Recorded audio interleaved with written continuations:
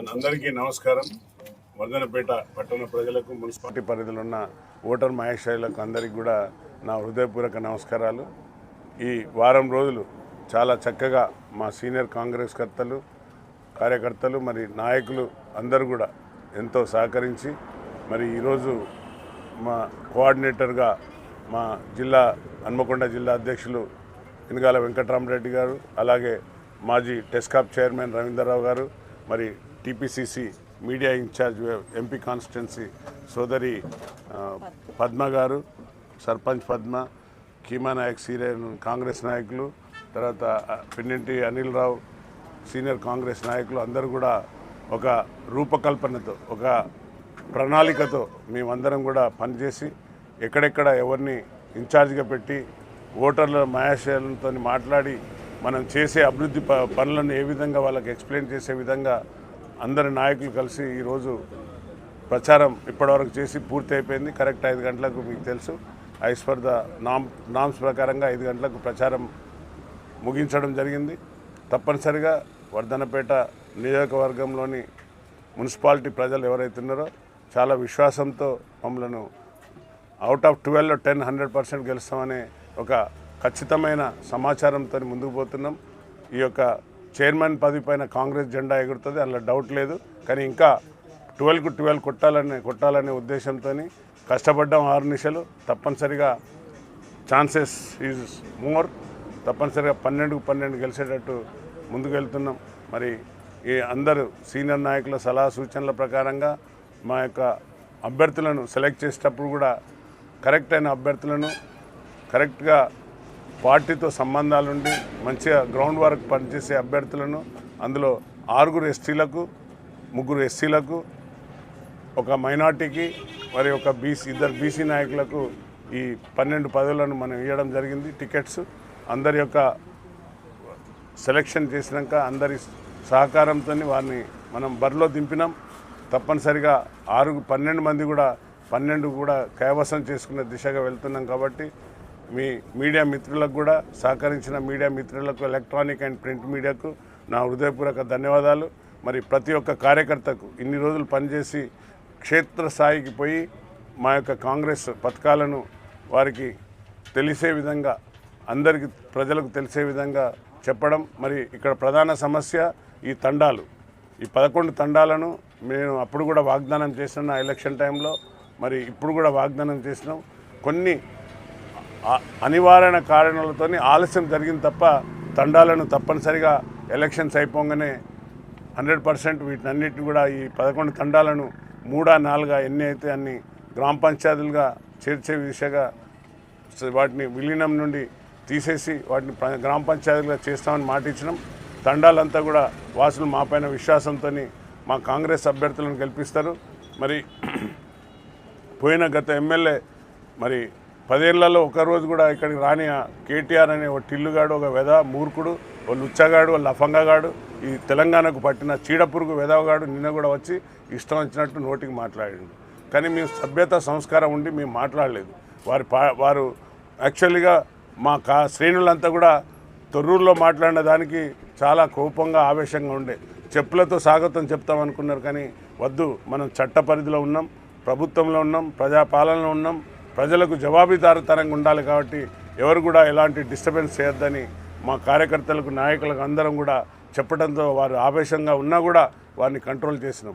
మరి ఇష్టం వచ్చినట్టు నోటికి వాడు, వీడు, పొట్టోడు, దొంగగాడు, లఫంగగాడు అని మాట్లాడుతున్నాం. తస్మాత్ జాగ్రత్త. అంతకంటే ఎక్కువ మాట్లాడగలుగుతా, కానీ సమాజంలో ఒక వర్గం చూస్తుంటుంది, ఎప్పుడు మమ్మల్ని జైలుకు పంపాలనే ఒక దుర్బుద్ధితోని వారికి వాళ్ళు హైలైట్ కావాలని చూస్తున్నారు. కానీ చట్టం తన పని తను చేసుకపోతుంది.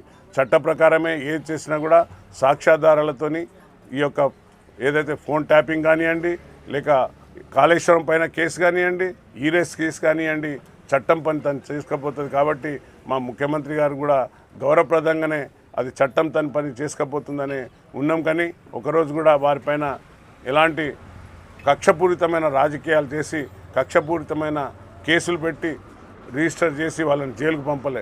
తప్పనిసరిగా ఈ కేసులలో వారు శిక్ష పడక తప్పదు, వారు జైలుకు పోక తప్పదు.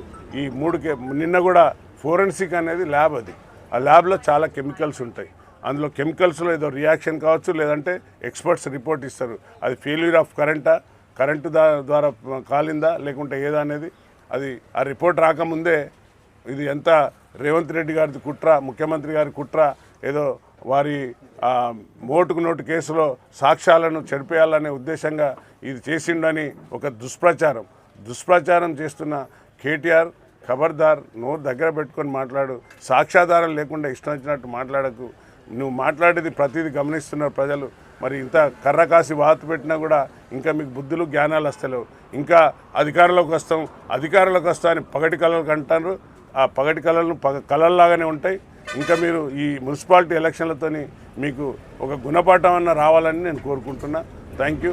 జై హింద్, జై కాంగ్రెస్. జంక్షన్ అదంతా కూడా మాయంలో అభివృద్ధి చేసామన్నారు, మీరేం చేయలేదని చెప్పేసి 2 ఏళ్ల కానీ చేంజ్ చేయలేదని చెప్పేసి అన్నారు. జంక్షన్ రోడ్లు, కరెంటు, డ్రైనేజీలు ఇవన్నీ మౌలిక సదుపాయాలు సోదరా.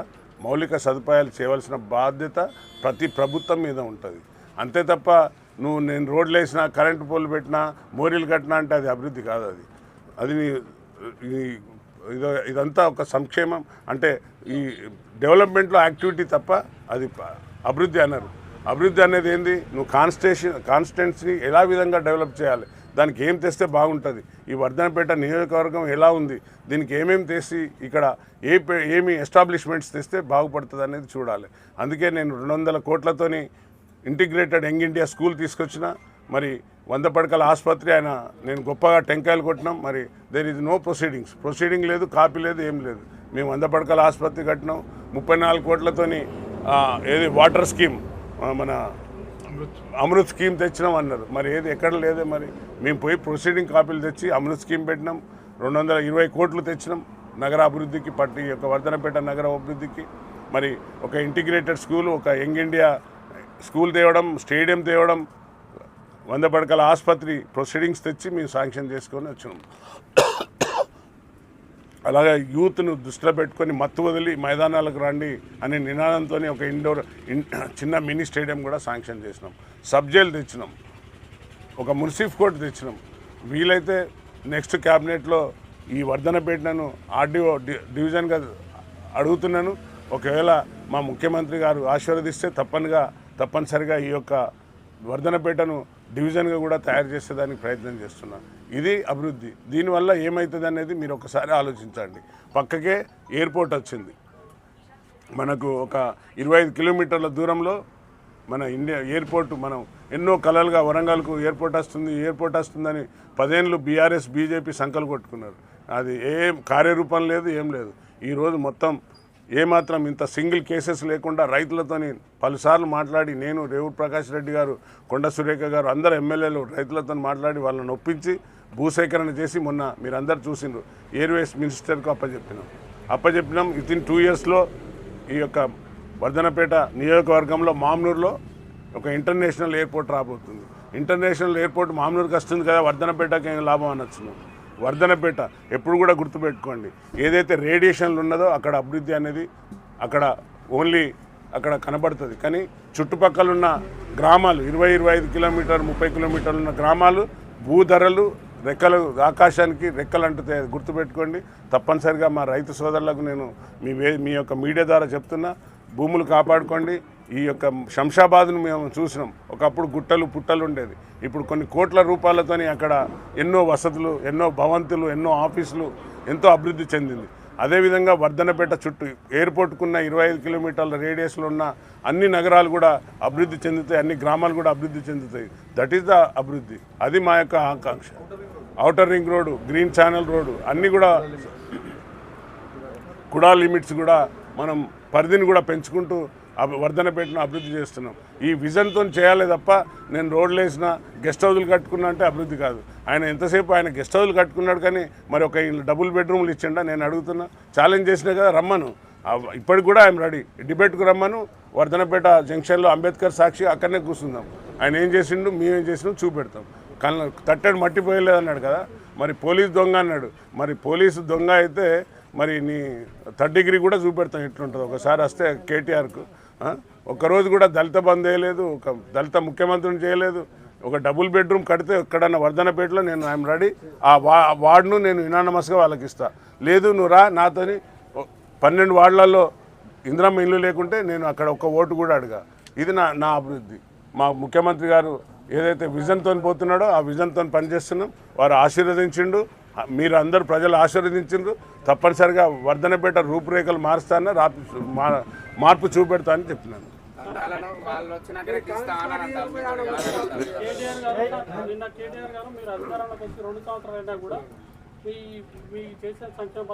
వచ్చినాయంటారా అంటే వాళ్ళ పిల్లలు మేము ఎత్తుకుంటాను అంటారా?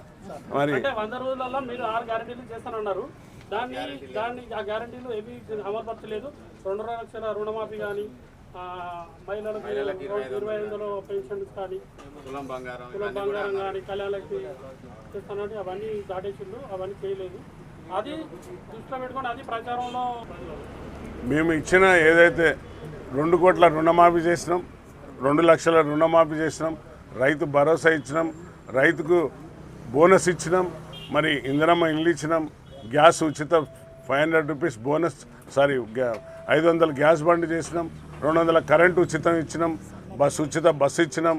మరి రేషన్ కార్డు 10 ఏళ్ళు ఇవ్వలేని వాళ్ళు మూర్ఖులారా, మీరు కళ్ళు తెరిచి చెవులు తెరిచి వినండి అని చెప్తున్నా వాళ్ళకు. రమ్మన్న కదా అందుకనే డిబేట్కు రేషన్ కార్డులు ఇచ్చినాం.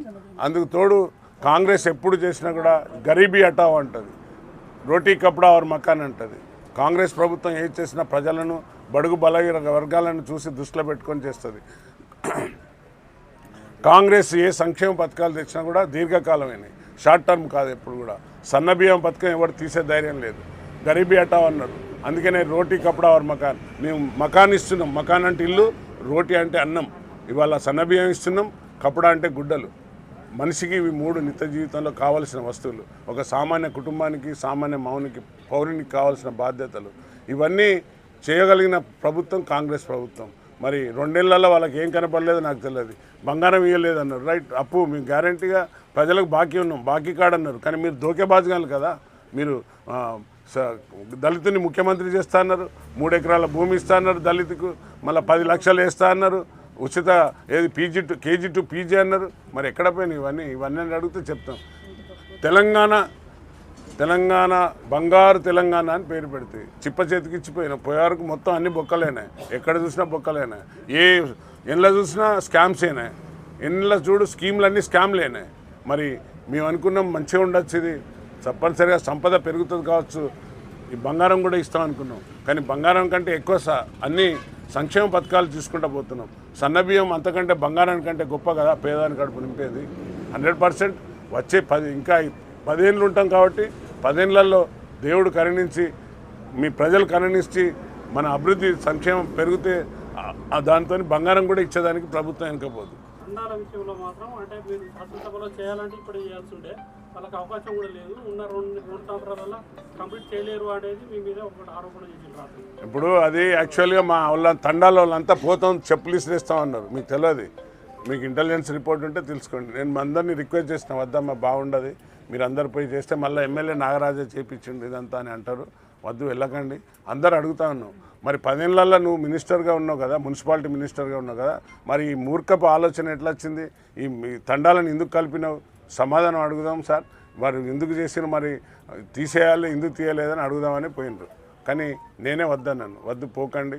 ఆయనకు ఓన్లీ ఇక్కడ ఉన్న లోకల్ ఎమ్మెల్యేకు రియల్ ఎస్టేట్ మీద ఉండే, పోయిన ఎమ్మెల్యే మాజీ ఎమ్మెల్యేకు.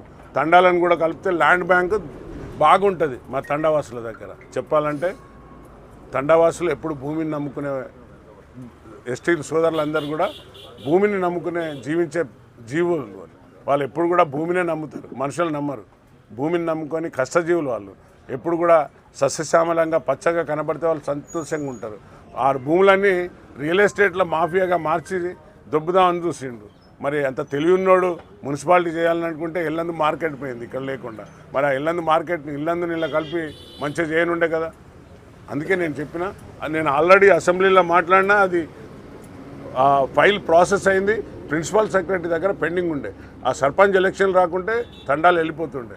కానీ ఇప్పటికైనా కూడా మొన్న కూడా మా ముఖ్యమంత్రి మన పొంగులేటి శ్రీనివాస్ రెడ్డి గారు రెవెన్యూ శాఖ మాటిచ్చిండు. వితిన్ 2 yearsలో వాటిని తీసిచ్చే బాధ్యత ఆయనది. తీసుకొని వచ్చి మా తండావాసులకు ఇస్తా గ్రామ పంచాయతీ చేసి. వర్ధనపేట కాన్సెప్ట్స్ కూడా 2 జిల్లాలు ఉన్నాయి సార్. చివరిగా ప్రచారం అయితే ముగిసింది సార్. ఎస్, దీన్ని అంటే ఇప్పుడు 2 జిల్లాలు ఉన్నది, మండలాలు దూరం దూరం ఉన్నాయి సార్. సో అంటే జిల్లాలు ఒకటే జిల్లాలో కలిపే అవకాశం ఉన్నదా, లేకపోతే ఇక్కడే కొనసాగిస్తారు? Good question. ప్రజల యొక్క అభిష్టానం మేరకు, మేధావుల యొక్క అభిష్టానం మేరకు. ఎందుకంటే వరంగల్ నగరం అంటే ఒక పేరున్నది. హన్మకొండ అన్నారు ఎవరు? మీరు ఎక్కడైనా ఊరికి పోతే మీరు హన్మకొండ అంటారా, వరంగల్ అంటారా? సో వరంగల్ మన యొక్క నగరం, కాకతీయ నాటి కాలం నాటి వరంగల్ ఓరుగల్ నగరాన్ని ప్రజల అభిష్టానికి మేరకు ఒక ఎంపీ కాన్స్టిట్యున్సీకి జిల్లా చేయాలని ప్రజలు అడుగుతున్నారు. ఒకవేళ తప్పనిసరిగా ప్రజలందరూ కూడా ఆకాంక్షను వారు కోరుకుంటే, ఇప్పటికే మేధావులు, రచయితలు, కవులు అందరూ కూడా డిబేట్ పెట్టి మాట్లాడుతున్నారు. వాళ్ళందరూ రిప్రజెంటేషన్ చేసిండ్రు సీఎం దగ్గర. తప్పనిసరిగా ఛాన్సెస్తే ఈ 2 జిల్లాలుగా మారిపోయింది వర్ధనపేట. సగం హన్మకొండ, సగం వరంగల్. పాపం వాళ్ళు కన్ఫ్యూజన్లు ఉంటారు ప్రజలు కూడా, ఎక్కడ పోవాలి, ఏ కలెక్టర్ ఆఫీస్ పోవాలని. సో తప్పనిసరిగా ఛాన్స్ వస్తే వర్ధనపేట ఒక జిల్లా కిందని హన్మకొండ జిల్లా అవుతుందా, వరంగల్ జిల్లా అవుతుందో తప్పనిసరిగా వేసి చూద్దాం. అది ప్రజల యొక్క అభిష్టానం మేరకే ఉంటుంది. మీరు ఎమ్మెల్యే కాకముందు పంచాయతీ తండాలను అన్నింటినీ ఇప్పుడు మున్సిపాలిటీని తొలగిస్తున్నారు. 2 సంవత్సరాలు అవుతుంది. సో అప్పుడు చాలా సమస్యలు మీ దృష్టిలోకి వచ్చినాయి. మరి ఈ 2 సంవత్సరాల్లో మీరు ఎలాంటి అభివృద్ధి చేసిందని చెప్పేసి, ఇలాంటి సమస్యలు మీకు ఇప్పుడు ఈ 12 రోజులు, వారం రోజుల్లో ప్రచారంలో తిరిగి, ఇప్పుడు ఈ 12 వార్డు తిరిగినాయి కదా, తండాలలో ఎక్కడ చూసినా పాపం వాళ్ళంతా అక్కడనే ఉన్నాయి. అవన్నీ తండాలు నామాత్రానికి సిమెంట్ రోల్ వేసిండ్రు, నామాత్రం డ్రైనేజీలు లేవు, ప్రాపర్గా లేదు. ఒక సైంటిఫిక్గా చేయాలి, అన్సైంటిఫిక్గా చేసిండ్రు కాబట్టి ఇప్పుడు తండాలను గ్రామ పంచాయతీ సిబ్బంది లేదు. ముఖ్యంగా ఏమైంది, ఆ పోయిన చైర్పర్సన్, ఎమ్మెల్యే వాళ్ళందరూ కలిసి ఏదో డబ్బులు తీసుకొని 12 మందిని 15 మందిని ఏదో పెట్టుకున్నారట తండాలో. వాళ్ళని తీసేసిండ్రు. ఇప్పుడు అది రూల్స్కు విరుద్ధమని వాళ్ళని తీసేసిండ్రు. దాంతో క్లీనింగ్ సరిగా అవుతలేదు. తప్పనిసరిగా ముఖ్యమంత్రి గారి దగ్గర పోయి వాళ్ళను ఈ సమస్యలపైన ఎక్కువ పాపం మోరి ఎక్కడ పడితే అక్కడనే ఆగి ఉన్నాయి. వర్కర్లు లేక చాలా ఇబ్బంది పడుతున్నారు. వర్కర్లను ఇంప్రూవ్ చేసి ఆ తండాలన్నీ కూడా గ్రామ పంచాయతీలు అయ్యే వరకు కాపాడే విధంగా శానిటైజ్ చేసే విధంగా ముందుకు తీసుకొని పోతా. ఇలాంటి సమస్యలు ఎక్కువ ఉన్నాయి. తర్వాత ఇండ్లు ఎక్కడ పోయినా కూడా ఇండ్లు అడుగుతున్నారు. ఇంకా 500 ఇండ్లు ఇస్తానని మా మంత్రివర్యులు పొంగులేటి శ్రీనివాస్ అన్నాడు. తప్పనిసరిగా 100% ఈ 3 ఏళ్లలో 500 కాదు 1000 ఇళ్ళు అన్న తెచ్చి పెట్టించే ఏర్పాటు చేసి, దళిత కాలనీ అప్పుడు ఇచ్చిన ఇంద్రమ్మ ఇండ్లు ఉన్నాయి తప్ప, మళ్ళీ వైఎస్ఆర్ రాజశేఖర రెడ్డి ఇచ్చిన ఇల్లు తప్ప అక్కడ ఒక్క ఇల్లు కూడా లేదు. ఆ దళితులకు, ఎస్టీ సోదరులకు, తప్పనిసరిగా ఇల్లు లేని నిరుపేదలకు ఇల్లు ఇచ్చే బాధ్యత తీసుకుంటానా. ఒకవేళ కట్టుకోలేని పరిస్థితి ఉంటే వారికి కట్టించే బాధ్యత కూడా తీసుకొని మీరు ఒకవేళ నాతో వస్తే ఎలక్షన్ కొడిన తర్వాత మీకు చూపెడతా. ఆ కంపెనీతో నేను మాట్లాడి ఇల్లు కూడా కట్టిస్తున్నా. ఎవరైతే కట్టుకోలేక ఇలాంటి చిన్న చిన్న పాకలు వేసుకొని ఉన్న వాళ్ళను వారికి ఇల్లు కట్టించే బాధ్యత కూడా తీసుకున్నా. ఒక పైసా కూడా ఆశించకుండా. నాకు ఇంట్లో కాంట్రాక్టు పర్సంటేజ్ లేవు సోదరా. 100% నేను ఏదైతే మాట మీద ఉన్నానో ఈ ఇండ్ల సమస్య ఫస్ట్ సమస్య, ఆ ఇండ్లను కట్టించే విధంగా నేను ముందుకెళ్తున్నాను. రిజర్వేషన్ జంబ్లింగ్ అయింది. ఆ జంబ్లింగ్లో అప్పటికి ఇద్దరికి ఇచ్చిన 2 బీసీలకు.